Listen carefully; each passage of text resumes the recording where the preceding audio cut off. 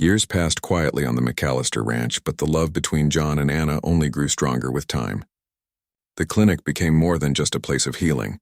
It turned into a symbol of hope for the whole region. Travelers, farmers, and even city people came from miles away, not just for medicine, but for comfort.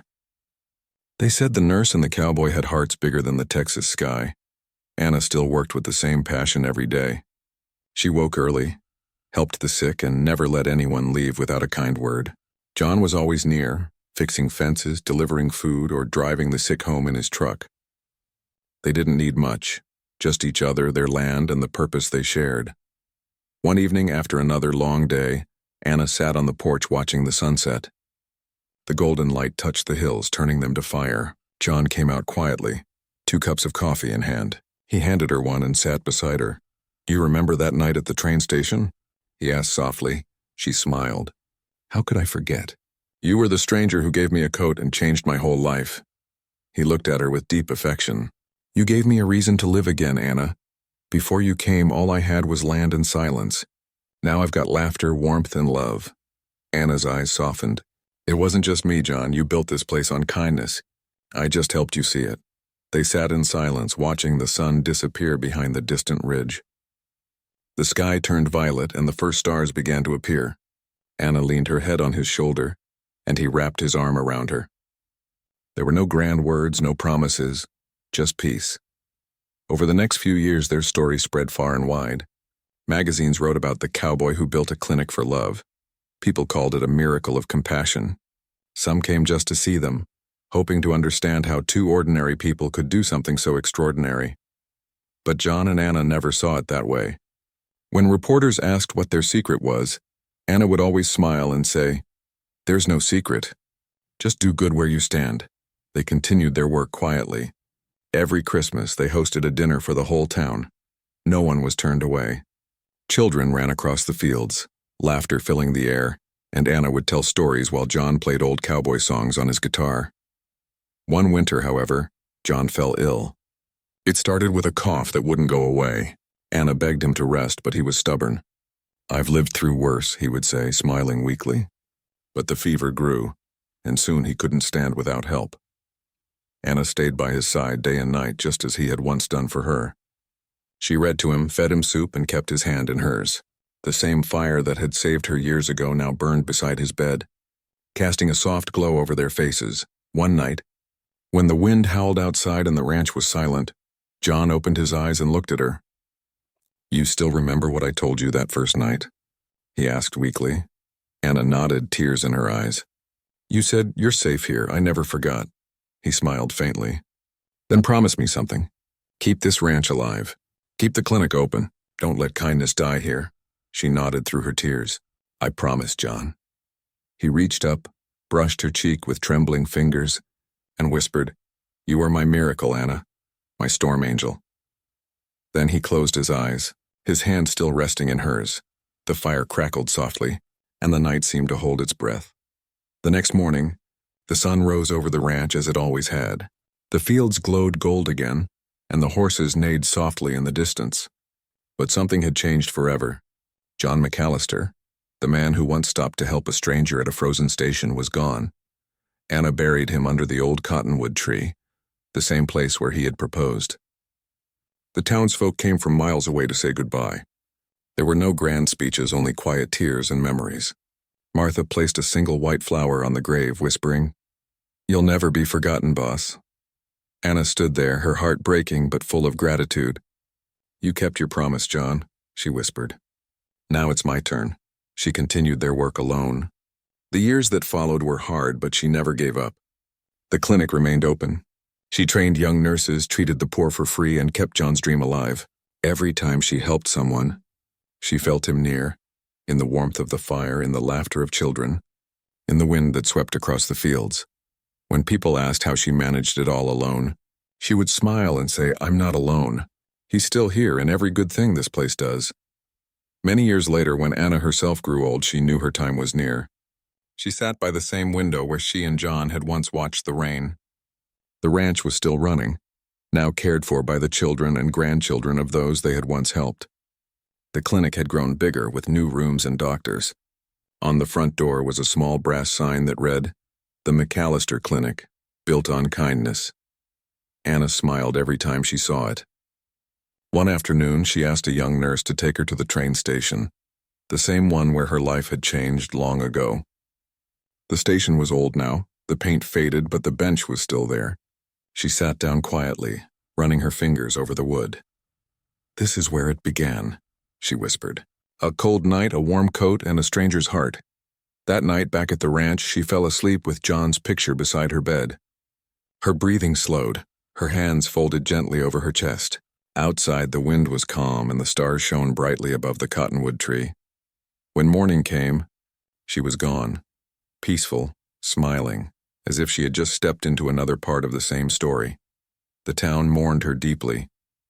But more than sadness, there was pride. They had been part of something that would never fade. The townspeople built a statue near the train station, a bronze figure of a man in a cowboy hat placing a coat over a shivering nurse. Beneath it, a simple plaque read, "Kindness is where love begins," in memory of John and Anna McAllister, who healed hearts and built hope. Visitors still come to see it. Children place flowers there. Travelers stop to take pictures, and old couples stand quietly holding hands. The legend of the millionaire cowboy and the nurse who changed history lives on. Not as a fairy tale, but as a real story of compassion and courage, even today, when the train whistle echoes through that quiet Texas valley. Some say you can almost see two figures, a tall man with a kind smile and a young woman wrapped in his coat, standing together in the snow, the beginning of a love that time could never end. Spring turned to summer, and life at the McAllister Ranch became busier than ever. The fields turned green again, the cattle grazed freely, and laughter often echoed across the valley. But it wasn't just the work that made the place feel alive. It was Anna's presence. Her small clinic had become the heart of the ranch. People from nearby towns traveled miles just to see the nurse who never said no to anyone in need. John often stood near the fence, watching the carriages come and go. He saw how Anna smiled at every patient, how she comforted the old and encouraged the young. She didn't care about payment. She only cared that people were healed, and every time he saw her, he felt something stir deep in his heart, something warm, like sunlight after a storm. By now, everyone at the ranch knew what John felt, though he tried to hide it behind his usual calm ways. Martha teased him kindly. "You're building barns, fixing fences, and buying new horses, but you still can't build up the courage to tell her what's in your heart," she said one afternoon. John smiled but said nothing.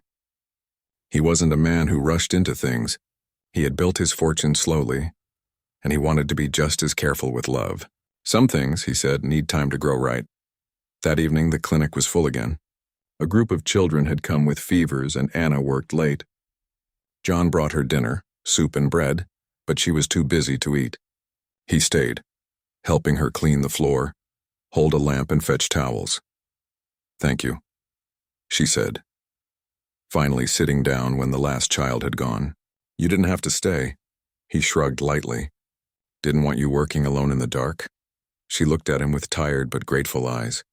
"You're always looking out for me." He smiled softly. "Someone's got to." Their eyes met for a long, quiet moment. Neither spoke, but the feeling between them said everything words could not. Outside, the crickets sang under the summer moon. A few weeks later, something unexpected happened. A reporter from the state newspaper came to town after hearing stories about the Angel's Cabin. He wanted to meet the woman who healed the sick and the cowboy who built the place. At first, Anna didn't want any attention. She said it wasn't her doing alone, that everyone in the town had helped. But the reporter insisted, so she agreed on one condition. He would write about the importance of kindness, not fame. When the article was published, it spread far beyond their little town. People from other counties began visiting the ranch. Letters arrived thanking Anna for inspiring them. One even came from a city doctor who offered to send medical supplies for free. The world suddenly knew about the cowboy and the nurse who worked together to help strangers. But fame brought something else too: curiosity.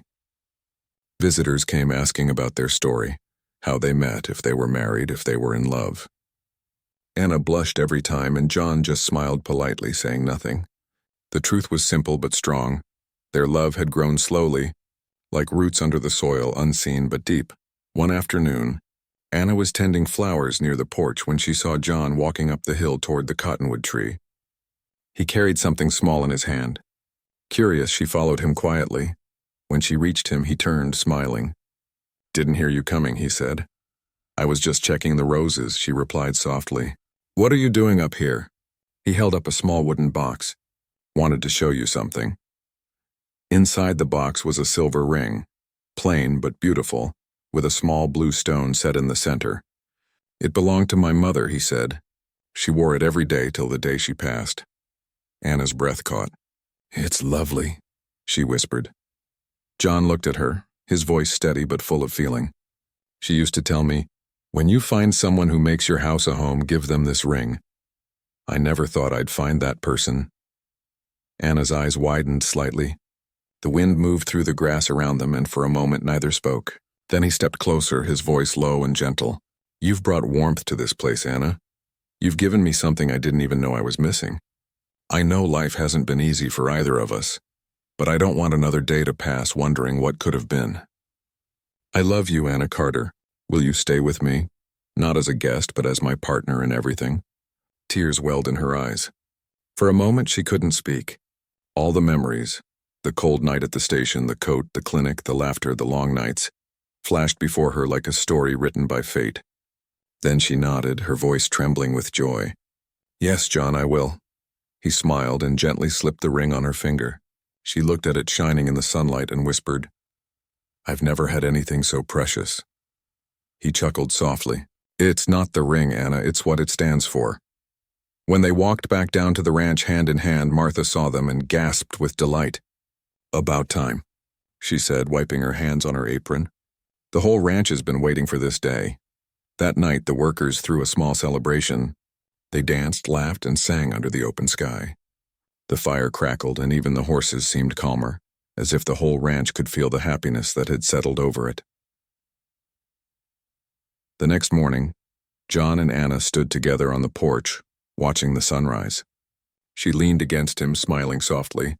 "It feels strange," she said. "I never imagined my life would end up here." He looked at her lovingly. "Neither did I, but I reckon some things are too good to plan." They decided to keep the clinic running together side by side. John handled the supplies and the building repairs, while Anna focused on caring for the people. They wanted their work to be something that lasted beyond their names, something that would keep helping long after they were gone. As months passed, their love only grew stronger. They learned each other's habits, how Anna hummed when she worked, how John whistled softly when he was thinking. Every evening they would walk down to the river near the ranch, talking about the day, the people they helped, and the dreams they still had. One day, a young man came to the clinic with his wife who was expecting a child. They didn't have money, only gratitude. Anna smiled and treated them anyway.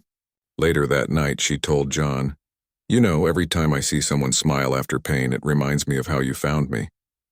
You didn't just give me a coat, you gave me back my hope." John looked at her quietly, his eyes soft. "And you gave me back my heart." The room fell into silence, filled only with the crackling of the fire and the warmth between them. That year, their story spread even farther. Newspapers called it the cowboy and the nurse who built hope.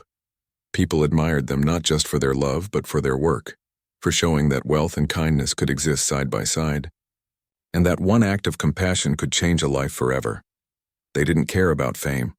All they cared about was helping people and keeping their small world full of peace. But in the hearts of those who heard their story, they had already become something greater, symbols of love born from kindness, proof that sometimes fate brings two broken souls together so they can heal not just each other, but everyone around them. And every evening, as the golden light fell over the ranch, John would take Anna's hand and say the same words he had whispered that snowy night long ago. "You're safe here, Miss Carter." She would smile and answer softly, "I know, because this is home." The snow began to melt and the soft sound of dripping water echoed from the ranch roofs. Spring was coming, and with it came a new life to the land. The horses started running freely again. The men worked with lighter hearts, and the cold wind slowly turned into a gentle breeze. But inside John McAllister's ranch, one person was preparing to leave. Anna Carter had packed her small suitcase. the same one she carried when John found her at the station. The letter she received said a hospital in Fort Worth needed a nurse. It was a real chance for her to start again, to rebuild the life she had lost. Yet when she folded her coat and looked at the quiet house she had called home for weeks, her heart felt heavy. That morning, John came to the kitchen as usual. He looked calm, but his eyes carried something different, something quiet and unsure. "So," he said lightly, pouring himself coffee, "you'll be heading out soon?" Anna nodded, forcing a smile. "Yes, the train leaves tomorrow morning. The weather's clear now." He tried to smile back, but it didn't reach his eyes. "That's good. Fort Worth's a fine place for someone like you." The silence that followed felt long. They both pretended to be busy, but neither could hide the sadness between the words.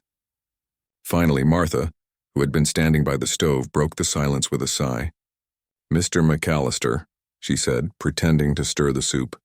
"You still haven't told her about that idea you had." John turned toward her, frowning slightly. "Martha!" But the cook ignored his warning and continued. "The one about turning that old storeroom into something useful." Anna looked between them curiously. "What idea?" John rubbed the back of his neck, embarrassed. "It's nothing big," he said. "Just something I've been thinking about for years. The folks around here don't have a doctor nearby. The nearest one's 50 miles out. I always wanted to build a small clinic here on the ranch. Never found anyone who could run it." Anna tilted her head slightly. "A clinic? Here?" He nodded. "It'd help the workers and the families around.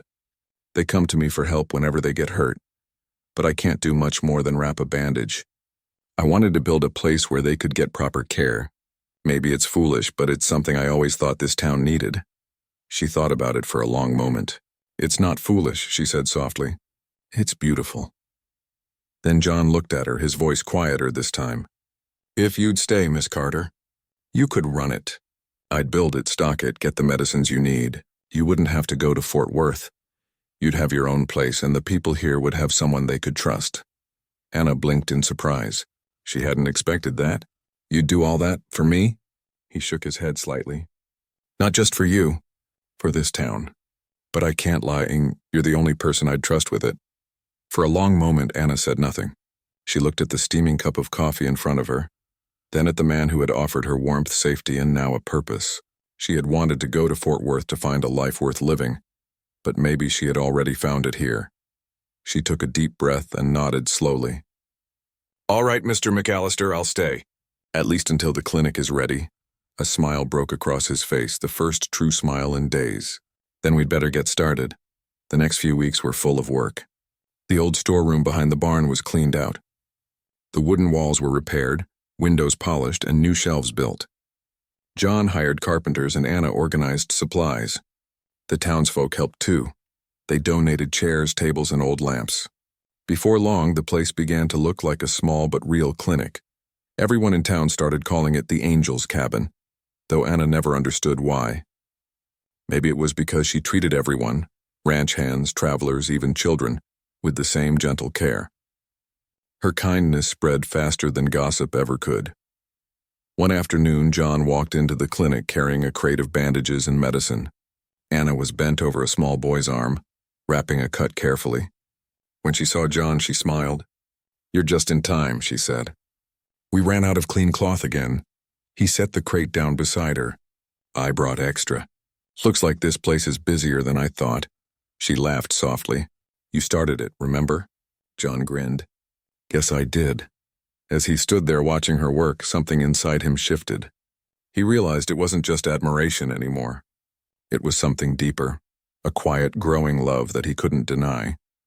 She had brought light into the place in a way no one else could. The ranch had always been alive, but now it felt like home. One night, a storm rolled through again, not as fierce as before, but strong enough to rattle the windows. Anna stayed late at the clinic, checking on an old man with a fever. John came by with a lantern to walk her back. "You shouldn't be out this late," he said gently. She smiled tiredly. "Neither should you." He took her small medical bag and carried it himself. The path back to the house was slippery, and she stumbled once. John caught her arm, steadying her. For a moment they stood close under the falling rain. Neither spoke, but their eyes met, and everything they hadn't said was there in that glance. When they reached the house, Martha had already gone to bed. The fire was still burning in the hearth. Anna sat near it, drying her hands, and John poured 2 cups of coffee. "You know," he said quietly, "this ranch used to be too quiet. I didn't realize it until you came." Anna looked at him with gentle eyes. "You gave me a home, John. Maybe it was just waiting for someone to fill it." He smiled softly at the sound of his name on her lips. "You've done more for this place than I ever could." The firelight danced across the room, and for a long time they sat in silence, just listening to the rain. When Anna grew tired, she leaned slightly against the arm of the chair. John noticed her eyes closing, her head nodding forward. Quietly, without waking her, he pulled a blanket from the couch and wrapped it around her shoulders. He stood there for a moment, looking at her face, peaceful and soft in the glow of the fire. Then he whispered, barely audible, "You don't even know what you've done to my heart, Anna." The next morning, she woke to find him already outside, working with the horses. She smiled, remembering the warmth of the blanket that had appeared around her during the night. Days turned into weeks, and their bond grew stronger. They began sharing stories, his about the ranch's early days, hers about the hospital during the war. They laughed, argued, and teased each other like old friends. Yet under every word there was something tender and unspoken. One evening, Anna fell ill from exhaustion. She had been tending to too many patients, skipping meals, working through the nights. When she fainted while treating a child, the workers carried her back to the house. John stayed by her side all night. He refused to leave, wiping her forehead with a damp cloth, whispering words of comfort, though she couldn't hear them. When she finally opened her eyes the next morning, weak but smiling, she saw him asleep on the chair beside her bed, his hand still holding hers. Her heart filled with emotion she couldn't name. She squeezed his hand gently and he woke with a start. "Hey," he said softly. "Welcome back," she smiled weakly. "You didn't have to stay." He looked at her with quiet honesty. "Yes, I did." Tears filled her eyes as she realized what he truly meant. From that day on, nothing between them felt uncertain anymore. The walls they had built around their hearts began to fall, one by one. And though neither of them said the word aloud yet, both knew it. Love had found them not through grand gestures, but through simple kindness and quiet care. When the morning sun rose over the white hills, the ranch looked like a picture from an old dream. The snow had softened the fences, covered the barns, and painted the land in quiet peace. Anna woke slowly, feeling the warmth of the fire still in the room. For a moment, she didn't know where she was. The last thing she remembered was falling asleep after the long, freezing night at the train station. Then it came back, the man with kind eyes, the warm coat, the old truck driving through the snow. She sat up and saw that someone had left breakfast on the small table near the bed, hot tea, bread, and scrambled eggs. She smiled softly. No one had done something kind for her in a long time. When she stepped outside the room, she found the ranch already alive. Horses neighed from the stables, men called out to one another, and the smell of hay and morning coffee filled the air. John was in the yard checking the fences. He looked up when he saw her and gave a small nod. "Morning, Miss Carter. Hope you slept all right." "I did," she said, smiling. "I can't remember the last time I slept that well." "Thank you for everything," he smiled faintly. "You're welcome. Around here we take care of people, that's all." He told her that the storm had blocked the roads into town and that trains wouldn't run for a few more days. "You can stay here until it's clear," he said. "We have room and you won't be any trouble." Anna offered to help with something. "I can't just sit and do nothing," she said firmly. "I'm a nurse, maybe I can be useful." John chuckled softly. "You can talk to Martha in the kitchen. She's been complaining about a sore back since Christmas. You'll make a friend quick." Later that day, Anna did just that. Martha, the ranch cook, was a kind, heavy-set woman who loved to talk. Within minutes, they were laughing over stories while Anna rubbed warm oil on her back and gave her simple advice about rest and stretching. The kitchen filled with laughter, and soon even the ranch hands passing by smiled to hear it. From that day, Anna began helping around the ranch. She treated small wounds, cleaned the stable cuts, checked the animals for infection, and kept a box of medicines she carried from her old job. She even cleaned the scratches of a stubborn horse that had kicked its stall door open. The animal had frightened the ranch hand badly, but Anna stood calm, her gentle voice and steady hands winning the creature's trust. John saw her from a distance and couldn't help but be impressed. He hadn't met anyone like her, strong but soft, practical but kind. She didn't complain about work or the cold. She simply did what needed to be done. Every evening when the ranch grew quiet, she would sit near the fireplace reading an old book she had carried in her suitcase. One evening, John joined her with 2 cups of hot cocoa. "Mind if I sit here?" he asked politely. She smiled and shook her head. Of course not. For a while they said nothing. The fire crackled between them. Then John asked, "Why were you traveling alone, Miss Carter? It's not easy for a lady to go cross-country this time of year." Anna looked down at her cup, thinking, "I didn't have much choice. After the hospital closed, I had no family left. My parents passed during the war. I wanted to find work where I could help people again. Nursing is all I know. But I ran out of money on the way." She looked up and gave a small, tired smile. "I guess luck brought me to your station." John nodded slowly. "Luck, maybe. Or something bigger than that." She laughed softly. "Do you believe in that sort of thing?" He leaned back, eyes thoughtful. "I believe that sometimes life sends the right people to the right place when they need it most, even if it doesn't make sense at first." They sat quietly after that, both thinking about the strange way their lives had crossed paths. Outside, snowflakes still drifted down, glowing orange in the light from the window. Days passed and the storm slowly began to clear. But by then, the ranch had already grown used to having Anna around. The ranch hands came to her for medicine and advice. Even the animals seemed calmer when she was near. The small clinic corner she set up in one of the side rooms started to look like a real nurse's office. John would sometimes pass by the open door and see her wrapping bandages or mixing herbs, her brow furrowed in concentration. One afternoon, one of the young stable boys cut his hand on a rusted nail. He tried to hide it, afraid of getting in trouble, but Anna saw the blood and rushed to him. She cleaned the wound carefully, scolding him gently for not being careful. John came in halfway through and watched as she worked. Her hands were quick but gentle, her voice soft enough to calm the frightened boy. When the boy left, John smiled. "You've got a way with people," he said. She wiped her hands on a cloth.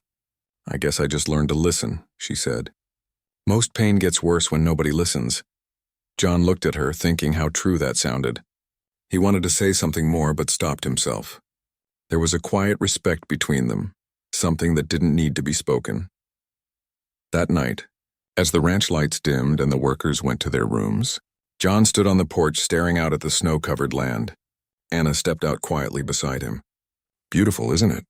she said softly. He nodded. "It's peaceful when it's like this. Makes you forget the world's noise." She wrapped her borrowed shawl tighter. "I haven't felt peace in a long time," she admitted. "It's strange, but this place, it feels like a kind of home already." John looked at her, surprised by how deeply her words touched him. He wanted to tell her that she was welcome to stay as long as she needed, but he didn't want to sound too eager.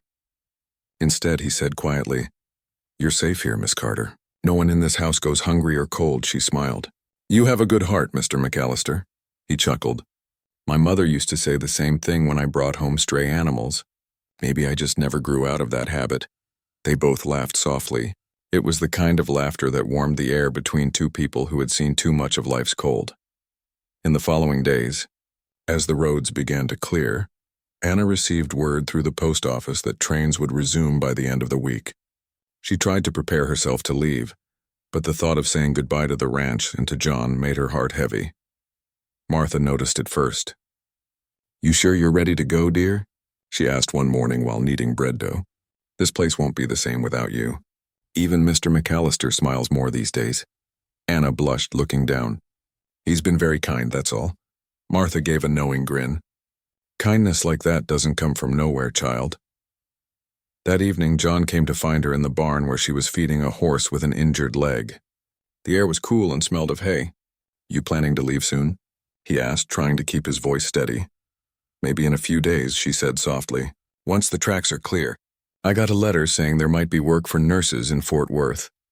John was silent for a long moment. Then he said quietly, "You've done a lot for this place in just a few weeks." "I can't thank you enough." Anna smiled gently. "You already have, Mr. McAllister. You gave me a place to rest when I had nowhere to go. That's something I'll never forget." As she spoke, a gust of wind swept through the barn, carrying snow dust with it. Their eyes met in the dim light, not with the spark of sudden love, but with something slower, deeper, and real. It was the beginning of something neither of them would fully understand yet, but both could feel growing quietly between them. Outside, the last snowflakes of the season began to fall.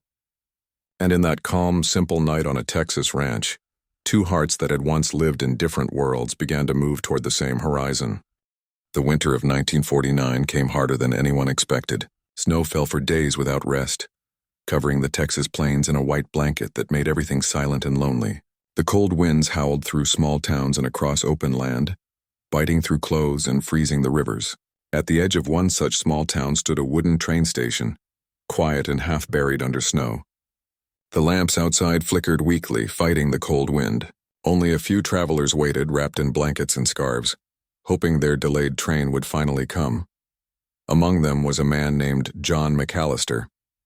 He stood tall, his wide-brimmed hat dusted with snow, his heavy coat buttoned to the top. He was known in the nearby counties as a millionaire rancher, a man who built his fortune through hard work, cattle trade, and honesty. But people also said that John's heart was softer than his voice, and he often helped strangers without asking why. That evening, he wasn't there for business or comfort. He had heard on the radio that several travelers were stranded due to the snowstorm. Without a second thought, he loaded his truck with food, coffee, and blankets and drove to the station to help. The place was quiet except for the sound of wind slapping against the windows. John walked through the waiting room, handing out blankets and talking kindly to people. Most thanked him, some too tired to even speak. Then in the far corner he noticed a young woman sitting alone on a wooden bench. She was shaking from the cold, her hands tucked under her thin coat, her suitcase at her feet. Her brown hair was messy, her face pale, and her lips were almost blue from the freezing air. She looked like she hadn't slept in days. John walked closer, his boots crunching on the icy floor. He spoke gently, not wanting to startle her. "Ma'am, are you all right?" he asked. She lifted her head slowly and met his eyes. They were soft but filled with exhaustion. "I'm fine," she whispered, though her voice trembled. "Just waiting for the next train." He looked around. There was no sign of any train that night. The tracks were buried in snow and the telegraph operator had gone home hours ago. John could see she was freezing. He took off his heavy coat and held it out to her. "Take this," he said quietly. "You'll freeze if you stay like that." She shook her head, embarrassed. "No, sir. I can't take your coat. You'll get cold." But her hands were shaking and her teeth were chattering so badly she could hardly finish the words. Without saying more, John gently placed the coat over her shoulders. "Don't worry about me," he said. "I'm used to the cold." "You're not." The warmth of the coat surprised her. It smelled faintly of leather and pine, like the open land he worked on every day. She clutched it close, her eyes filling with silent tears, though she turned away so he wouldn't see. John didn't press her with questions, but after a few moments he asked softly, "Where were you headed?" She hesitated before answering. "Anywhere I can find work," she said. "I'm a nurse. The hospital where I worked closed last month. I thought I could get a job in Dallas, but I ran out of money on the way. I just wanted to make it there." Her voice broke slightly. She was clearly tired, not just from travel, but from life's weight pressing down on her. John listened quietly. He could tell she was proud, maybe too proud to ask for help. He looked outside at the snow still falling and made a decision. "The roads are frozen," he said. "No trains coming tonight. You'll catch your death if you stay here. My ranch isn't far, just 15 miles out. You can rest there until the trains run again. I'll drive you myself." She looked up sharply, surprised. "I can't trouble you like that, sir. You don't even know me." John smiled faintly. "Ma'am, I don't need to. You look like someone who could use a warm meal and a roof tonight. That's enough for me." His voice was calm but firm, the kind that made people trust him. The nurse, whose name he didn't yet know, stared at him for a long time. Her instincts told her not to trust strangers, but there was something in his eyes, steady, honest, and kind, that made her believe he meant every word. Slowly she nodded. "All right," she said softly. "Thank you." John helped her carry her small suitcase to his truck parked outside. The cold wind hit them like knives and she stumbled once, but he caught her arm before she could fall. He helped her climb into the passenger seat, then wrapped another blanket around her before starting the engine. The truck's heater rattled weakly, but at least it was warmer than the open air. As they drove through the snowy night, the headlights cut narrow paths through the falling snow. The world outside was a blur of white. Neither of them spoke for a while. The silence felt comfortable somehow. Then John broke it gently. "You said you're a nurse. Must have seen some hard things." She nodded, her eyes looking far away. "I worked in a war hospital during the war. I saw more than I ever wanted to. But it taught me one thing. People can still be kind even when everything else falls apart." She looked at him and smiled faintly. "Like you coming out here in this weather?" John chuckled quietly. "I reckon kindness is cheaper than regret," he said. "My mother used to say that." He kept his eyes on the road, but something about her words stayed in his mind. After nearly half an hour, the truck reached the entrance to his ranch. Wooden fences stretched far into the darkness, and the lights from the main house glowed warmly against the snow. The dogs barked as the truck rolled in, and 2 ranch hands came out to see who had arrived. They looked surprised to see their boss bring home a stranger. John didn't explain much. He simply said, "This lady's staying here till the trains start again. Fix a fire in the guest room." Inside the house, warmth wrapped around them. The scent of coffee, burning wood, and old leather filled the air. John led her to the dining room, where a pot of stew was still hot on the stove. She sat quietly, unsure if she should eat, but her empty stomach decided for her. He poured her a bowl and set it in front of her with a smile. "You'll feel better after this."